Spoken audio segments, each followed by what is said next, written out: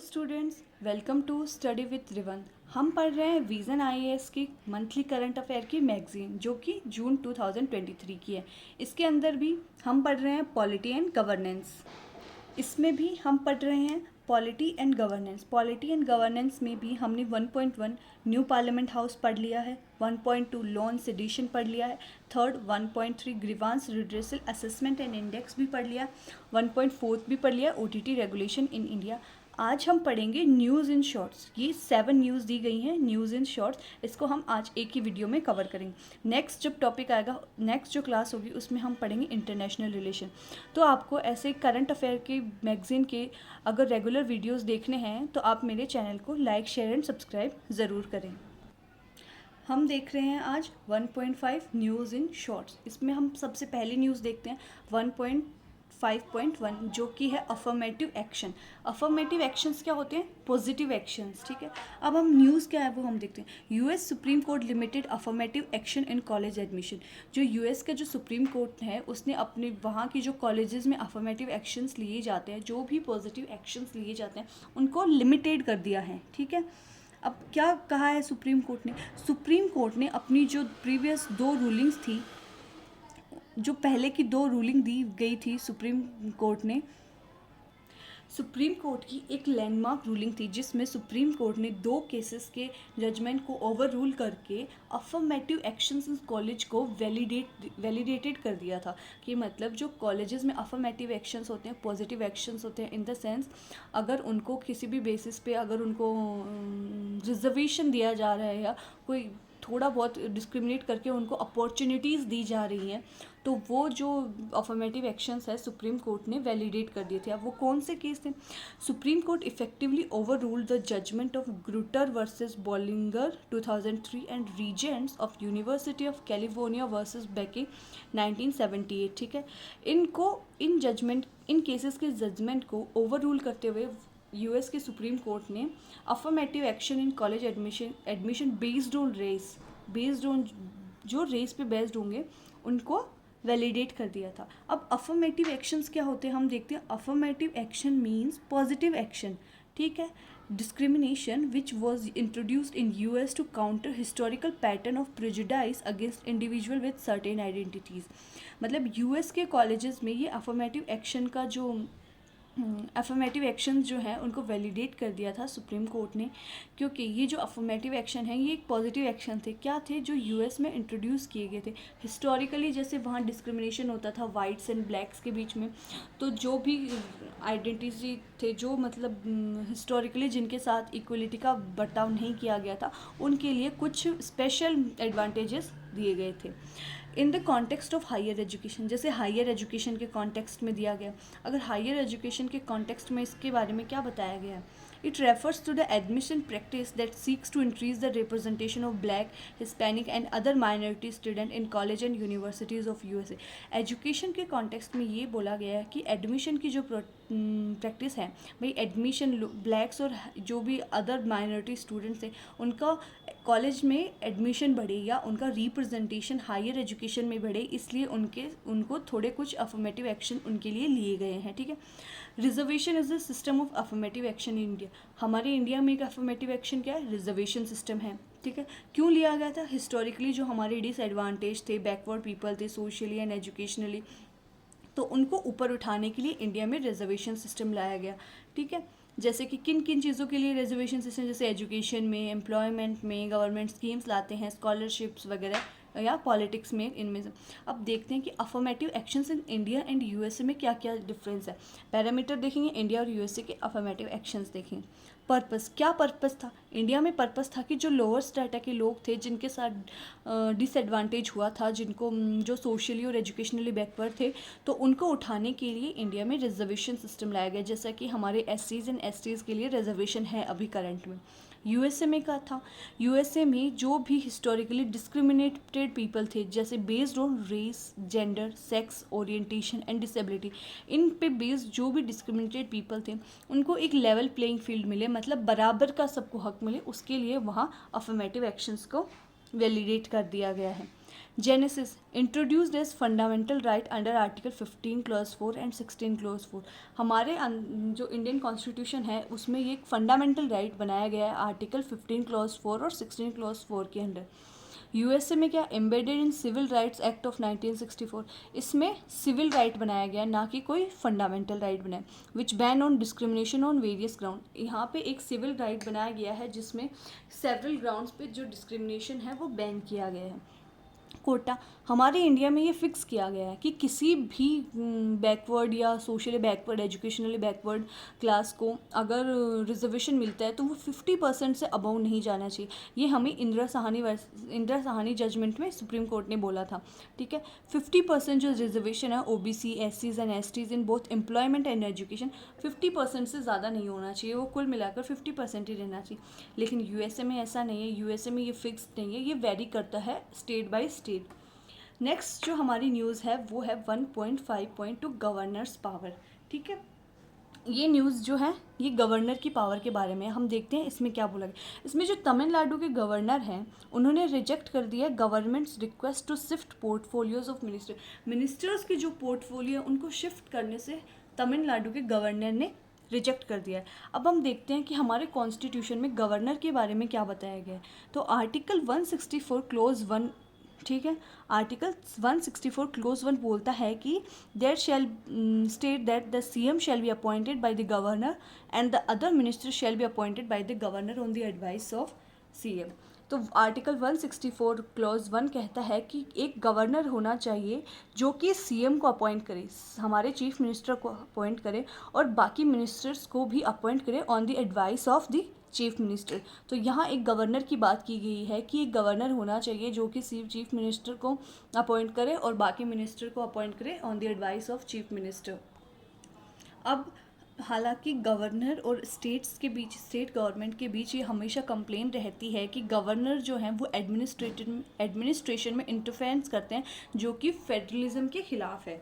ठीक है, क्योंकि गवर्नमेंट जो है वो इलेक्ट होके आई है और जो गवर्नर है वो प्रेसिडेंट के द्वारा अपॉइंट किए जाते हैं। तो हमेशा जो इलेक्टेड गवर्नमेंट है और गवर्नर के बीच खिंचातान चलती रहती है और ये बोला जाता है कि उनके रिलेशन के बीच में हमेशा खिंचातान चलती रहती है और स्टेट गवर्नमेंट्स की तरफ से ये बोला जाता है कि जो ये कॉन्सेप्ट है ये फेडरलिज्म के खिलाफ है। अब governor is the chief executive head of the state, जो गवर्नर है वो चीफ एग्जीक्यूटिव हेड होते हैं स्टेट के, जिन्हें हमारे प्रेसिडेंट अपॉइंट करते हैं।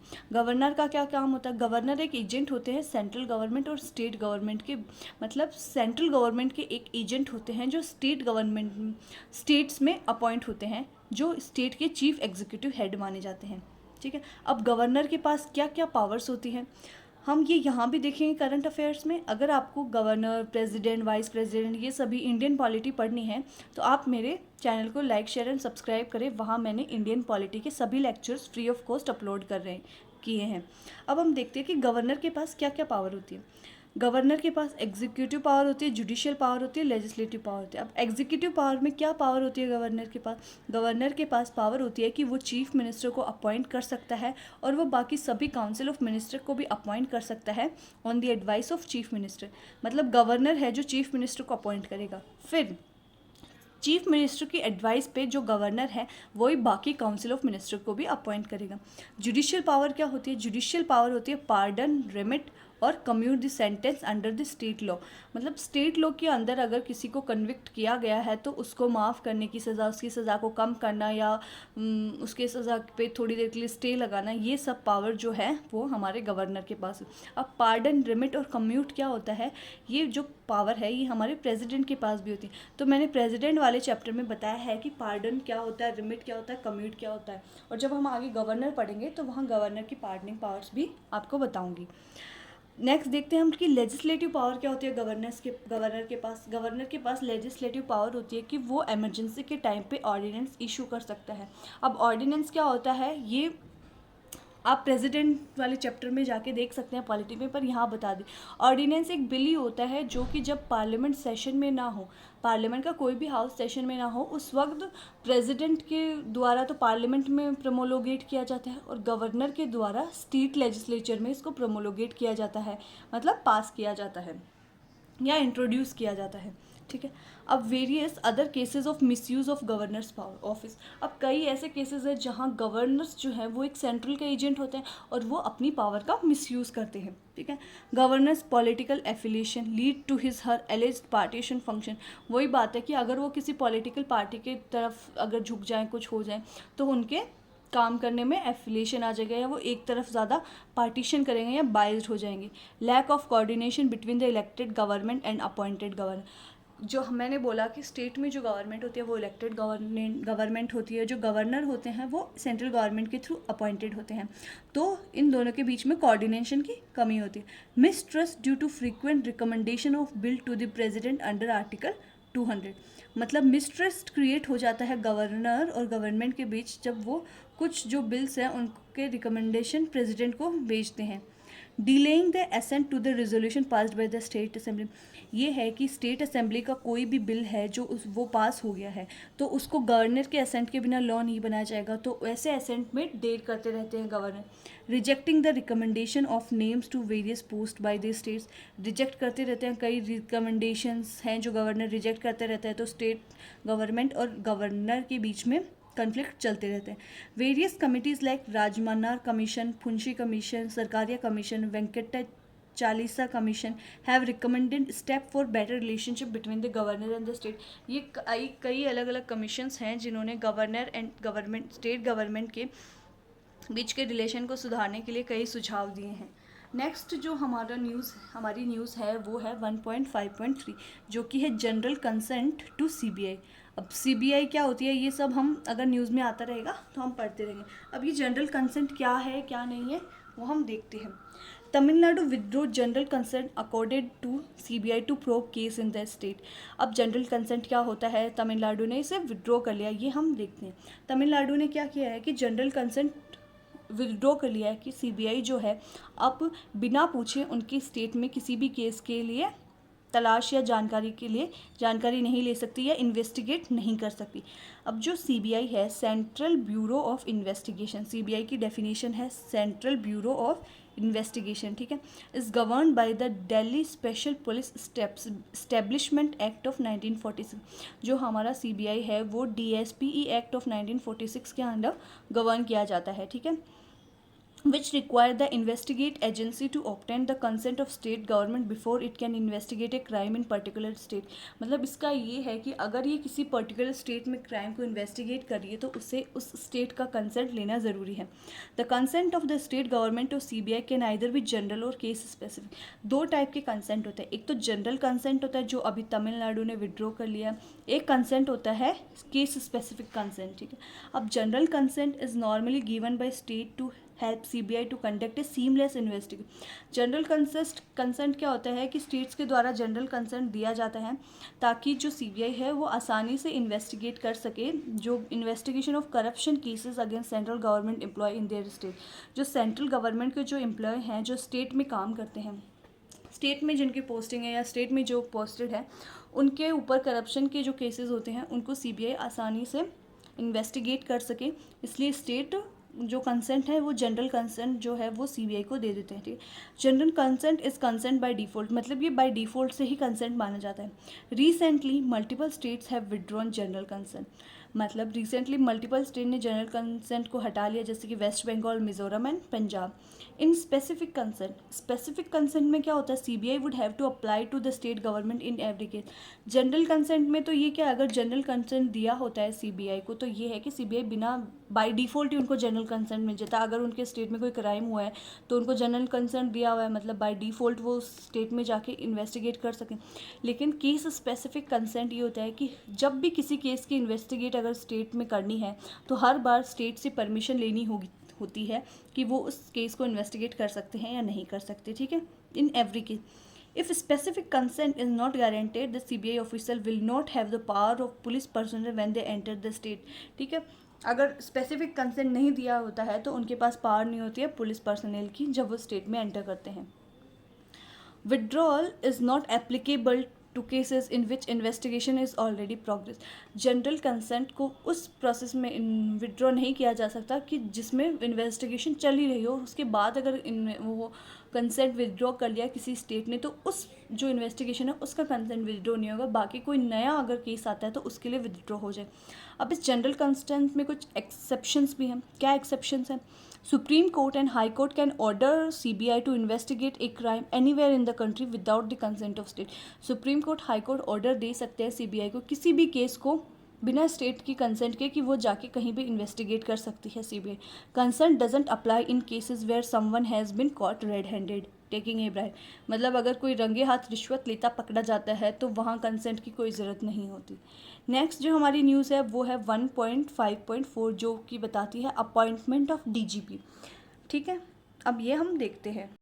हमारी न्यूज़ है appointment of DGP, director general of police. DGP की फुल फॉर्म होती है डायरेक्टर जनरल ऑफ पुलिस। अभी जो पंजाब असेंबली है उसने पंजाब पुलिस अमेंडमेंट बिल 2023 को पास कर दिया। पंजाब असेंबली ने पंजाब पुलिस अमेंडमेंट बिल 2023 को पास कर दिया। ये बिल क्या बताता है? ये बिल अमेंड करता है DGP को सेलेक्ट करने की प्रोसेस को। ठीक है, DGP को कैसे सिलेक्ट किया जाता है या DGP को कैसे अपॉइंट किया जाता है उस प्रोसीजर को जो ये बिल है पंजाब पुलिस अमेंडमेंट बिल 2023 ये अमेंड करता है। ठीक है, and paves the way for the state to appoint him her. ठीक है, और स्टेट को ये पावर दे देता है कि वो DGP को अपॉइंट कर सकता है। स्टेट गवर्नमेंट कहती है कि पब्लिक ऑर्डर एंड पुलिस जो है ये स्टेट लिस्ट के अंदर, ये जो सब्जेक्ट हैं पब्लिक ऑर्डर एंड पुलिस ये हमारी स्टेट लिस्ट के अंदर आते हैं। जो स्टेट लिस्ट जो कि हमारे 7th schedule of the constitution में दी गई है। हमें पता है हमारे 7th शेड्यूल में 3 लिस्ट दी गई हैं, union list and state list and concurrent list. State list में जो सब्जेक्ट है वो पब्लिक ऑर्डर पुलिस आते हैं और उस पर सिर्फ स्टेट गवर्नमेंट लॉज बना सकती है। ये जो बिल पास किया है पंजाब असेंबली ने, तो the bill amended the Punjab police act 2007। इस बिल ने पंजाब पुलिस एक्ट 2007 को अमेंड कर दिया है to bypass the requirement of the empanelment by the UPSC। इसने जो UPSC के द्वारा जो इम्पालमेंट होती है उसको बाईपास कर दिया है। It enables the state government to form a 7-member employment committee. ये जो बिल पास किया गया है इसने स्टेट गवर्नमेंट को इनेबल कर दिया है कि वो एक 7-member एम्प्लॉयमेंट कमेटी को बनाए to form a panel of 3 senior most officer to choose DGP। 3 senior most officers को में से किसी को DGP चूज़ करे। एक 7-member का एम्पावरमेंट कमेटी बनाई है जो कि एक 3 सीनियर मोस्ट जो होंगे पर्सन उनमें से किसी एक को DGP चूज़ करें। Procedure for DGP appointment. अब DGP के अपॉइंटमेंट का क्या प्रोसीजर है वो हम देखते हैं। जो DGP का जो अपॉइंटमेंट का प्रोसीजर है वो हमारे सुप्रीम कोर्ट के जजमेंट के अकॉर्डिंग है। तो supreme court judgment on police reform in Prakash Singh versus Union of India 2026 में जो सुप्रीम कोर्ट ने जजमेंट दिया था कि DGP का अपॉइंटमेंट किस तरह होगा तो उसी पे है। As per the judgment DGP is to be selected by the state government. ठीक है, इस जजमेंट के अकॉर्डिंग जो DGP है वो स्टेट गवर्नमेंट के थ्रू सेलेक्ट किया जाएगा from among the 3 senior most officer implemented for the promotion to that rank. मतलब कि कोई 3 जो सीनियर मोस्ट ऑफिसर हैं जो कि DGP की पोस्ट के लिए नॉमिनेटेड हैं या जो DGP के पोस्ट के काबिल हैं रैंक के, तो उनको जो है उन तीनों में से किसी एक को DGP के पोस्ट के लिए सेलेक्ट किया जाएगा और वो सिलेक्शन जो है वो हमारी स्टेट गवर्नमेंट करेगी। It also recommended the setting up of the establishment board in state to oversees the transfer and posting. इसमें ये भी रिकमेंड किया गया है कि एक बोर्ड को इस्टेब्लिश किया जाए स्टेट में उनकी ट्रांसफ़र और पोस्टिंग के बारे में देखने के लिए। State send the name of the eligible officer to UPSC which appoint a 3-member panel. State जो है वो जो भी सीनियर मोस्ट पर्सन्स हैं 3 उनके जो नाम हैं वो हमारे UPSC के पास भेजती है। फिर UPSC एक जो है वो एक बॉडी अपॉइंट करता है। ठीक है, एक 3-member पैनल को अपॉइंट करता है UPSC। स्टेट क्या करता है? स्टेट वो 3 पर्सन है जो DGP के लिए एलिजिबल हैं, 3 सीनियर मोस्ट पर्सन है। इन तीनों पर्सन की जो लिस्ट है वो UPSC के पास भेजता है। UPSC इन तीनों में से किसी UPSC के पास भेजता है। UPSC फिर एक पैनल बनाती है। ठीक है, उस पैनल में कौन कौन होता है? उसमें 3 लोग, यूपीएससी के पर्सन होते हैं, उसमें सेंट्रल गवर्नमेंट के पर्सन होते हैं, स्टेट गवर्नमेंट के पर्सन होते हैं। तो ये जो पैनल है ये इन 3 पर्सन में से किसी एक को सेलेक्ट करके डीजीपी बनाता है। In 2018 supreme court order state that any conflicting rules legislation counter to the direction for the appoint of the post by state और central government shall remain in abeyance. 2018 में सुप्रीम कोर्ट ने ये कहा था कि अगर कि कोई भी कन्फ्लिक्ट होती है स्टेट और सेंट्रल गवर्नमेंट के बीच इन पोस्ट को लेकर, तो उसको कुछ देर के लिए रोक दिया जाएगा। ठीक, नेक्स्ट हमारी जो न्यूज़ है वो है जस्टिस क्लॉक। अब ये जस्टिस क्लॉक क्या है? जस्टिस क्लॉक जो है ये एक इलेक्ट्रॉनिक साइनेज सिस्टम है जिसको हमारे पूरे इंडिया के सभी हाई कोर्ट्स में इम्प्लांट कर दिया गया है या इंस्टॉल कर दिया गया। ये एक इलेक्ट्रॉनिक साइनेज सिस्टम है, ठीक है। The initiative will inform the, मतलब जो ये क्या इनिशिएटिव है, इसका क्या इसका मतलब है, जो ये एक जस्टिस क्लॉक है जो एक इलेक्ट्रॉनिक साइनेज सिस्टम है, इसको हमारे इंडिया के सभी हाई कोर्ट्स में इंस्टॉल कर दिया गया है, जो कि लोगों को अवेयर करेगा कोर्ट से रिलेटेड जो भी मैटर्स हैं उनके बारे में पीपल को अवेयर करेगा, लोगों के बीच में जागरूकता लाएगा। नेक्स्ट जो हमारी न्यूज़ है वो है न्याय विकास पोर्टल। अब ये न्याय विकास पोर्टल क्या है? Nyaya Vikas portal has been created by the ministry of law and justice for monitoring the implementation of central sponsored scheme. Nyaya Vikas portal जो है ये ministry of law and justice के द्वारा क्रिएट किया गया है, ठीक है। किस चीज़ के लिए क्रिएट किया? Monitoring the implementation of central sponsored schemes. जो सेंट्रली स्पॉन्सर्ड जो स्कीम है वो ठीक से इम्प्लीमेंट हो रही हैं या नहीं हो रही, ये चीज़ देखने के लिए न्याय विकास पोर्टल को क्रिएट किया गया है। किसके द्वारा? Ministry of law and justice के द्वारा इसको क्रिएट किया गया।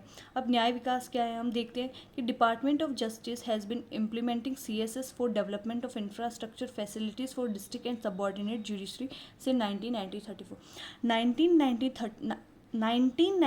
से 1993 और 94 से ही जो डिपार्टमेंट ऑफ जस्टिस है वो है उसने इम्प्लीमेंट किया है, क्या करे, सेंट्रली स्पॉन्सर्ड जो स्कीम है उनको इम्प्लीमेंट किया है कि जो हमारे डिस्ट्रिक्ट और सबऑर्डिनेट की जो जुडिशरी है वहाँ की इंफ्रास्ट्रक्चर फैसिलिटीज़ को सुधारने के लिए सेंट्रली स्पॉन्सर्ड स्कीम्स को इम्प्लीमेंट किया गया है। अब जो सेंट्रल असिस्टेंस है, central assistance is provided to the state government union administration for the construction of. जो सेंट्रल का जो असिस्टेंस है वो हमेशा दिया, सेंट्रल ने अपना हमेशा से योगदान दिया है कि स्टेट और यूनियन टेरिटरी के एडमिनिस्ट्रेशन में, तो उनके कोर्ट के हॉल को बनाने के लिए, उसमें रेजिडेंशियल यूनिट बनाने के लिए, ऑफिस ऑफ जजेस ऑफ डिस्ट्रिक्ट कोर्ट्स के ऑफिस को बनाने के लिए हमेशा सेंट्रल गवर्नमेंट ने असिस्टेंस प्रोवाइड किया, मतलब सहायता की है। अब इसमें फंडिंग किस किस तरह से दी गई? North eastern and Himalayan state को 19:10 की फंडिंग है, मतलब जो 90% फंडिंग है वो सेंट्रल गवर्नमेंट की तरफ से, 10% जो है वो स्टेट गवर्नमेंट की तरफ से। यूनियन टेरिटरीज़ में ये फंडिंग 100% है, रिमेनिंग स्टेट्स में ये फंडिंग 60-40 का रेशियो, मतलब 60 सेंट्रल गवर्नमेंट से 40 स्टेट गवर्नमेंट। अभी न्याय विकास पोर्टल हमने देखा कि न्याय विकास पोर्टल वो है कि मिनिस्ट्री एंड लॉ और जस्टिस के द्वारा क्रिएट किया गया है कि जो भी सेंट्रली स्पॉन्सर्ड स्कीम होती हैं हमारी जुडिशरी के इंफ्रास्ट्रक्चर को बिल्ड करने में, यहाँ वहाँ के प्रॉब्लम्स को ओवरटेक करने के लिए, तो उसको मॉनिटर करने के लिए। अब 1993-94 से ही जो हमारा सेंट्रल है वो जो हमारे स्टेट यूनियन टेरिटरीज़ के जो भी जुडिशरी के डिपार्टमेंट्स वगैरह हैं वहाँ के इंफ्रास्ट्रक्चर्स को सुधारने का काम कर रहा है। नेक्स्ट हमारी न्यूज़ है 1.5.7 जो कि है पंचायत डेवलपमेंट इंडेक्स PDI। इसको रिलीज़ किसने किया है? इसको रिलीज़ किया यूनियन मिनिस्ट्री ऑफ पंचायती राज ने। इसको यूनियन मिनिस्ट्री ऑफ पंचायती राज ने रिलीज़ किया है हमारी पंचायत डेवलपमेंट इंडेक्स को। ये जो पंचायत डेवलपमेंट इंडेक्स है ये क्या करेगा? ये प्रोवाइड करता है matrix to monitor and evaluate progress of panchayat. ये जो पंचायत हैं उनको मॉनिटर करेगा, इनको इवेलुएट करेगा उनकी प्रोग्रेस के थ्रू कि उन्होंने कितनी प्रोग्रेस करी है, कितनी नहीं करी है। It rank panchayat on the basis of score and categorize them into 4 grades. ये जो PDI सिस्टम है ये पंचायत को उनके प्रोग्रेस के अकॉर्डिंग स्कोर देगा और उस स्कोर के बेसिस पे इनको 4 कैटेगरीज में कैटेगराइज 4 ग्रेड्स में कैटेगराइज किया गया। वो ग्रेड्स कौन कौन से? ग्रेड इंक्लूडिंग ए में 75 to 90% वाली हैं, बी में 60 to 75% वाली, सी में 40 to 60% जिनमें प्रोग्रेस हुआ है, डी में जो अंडर 40% है, ठीक है। तो हमने करंट अफेयर में जो हमारा पॉलिटी एंड गवर्नेंस वाला सेक्शन है वो सारा कंप्लीट कर लिया। नेक्स्ट सेक्शन में हम पढ़ेंगे इंटरनेशनल रिलेशन, ठीक है। तो अगर आपको करंट अफेयर के सारे लेक्चर्स देखने हैं तो आप मेरे चैनल को लाइक, शेयर एंड सब्सक्राइब ज़रूर करें।